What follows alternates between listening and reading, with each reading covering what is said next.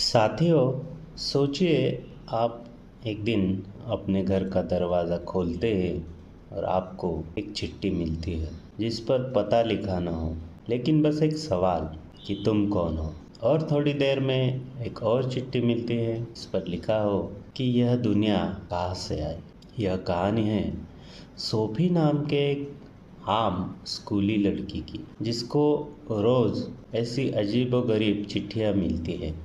इन चिट्ठियों को भेजने वाला कोई और नहीं, एक रहस्यमय प्रोफेसर जिसका नाम है अल्बर्टो। वो सोफी को दुनिया के सबसे बड़े दार्शनिकों यानी फिलोसॉफर्स की कहानियाँ सुनाता है। वो सोचता है कि सुकरात, प्लेटो, अरस्तु, इन दार्शनिकों ने दुनिया को किस नज़रिए से देखा है।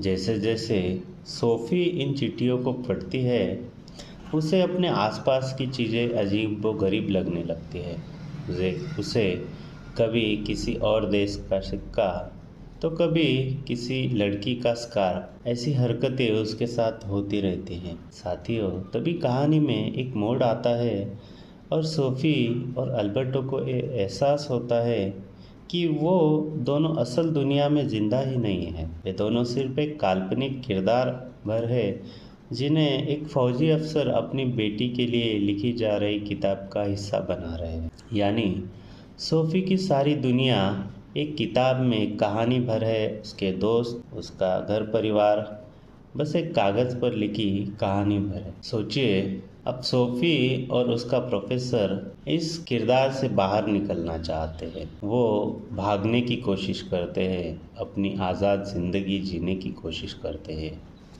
साथियों, ये रहस्यमयी किताब जिसका नाम है सोफीज़ वर्ल्ड, ये किताब हमें ये सिखाने की कोशिश करते हैं कि जब हम छोटे बच्चे थे तो कैसे अजीबोगरीब सवाल पूछते थे, जैसे कि चांद गोल क्यों है, ये धरती घूमती क्यों है, ये पेड़ हरे क्यों है। पर हम जब जैसे बड़े होने लगते हैं तो हम सवाल पूछना छोड़ देते हैं। ये किताब हमें सिखाती है कि हमें सवाल पूछना कभी छोड़ना नहीं चाहिए। अपनी ज़िंदगी को बस काटना नहीं, बल्कि यह समझो कि आप इस जहां में क्यों हो।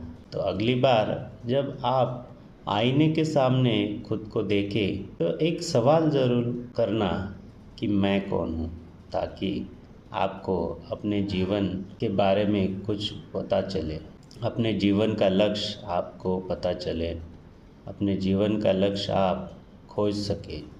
आपको अगर कहानी अच्छी लगी हो तो कमेंट में अपना अभिप्राय दीजिएगा। धन्यवाद।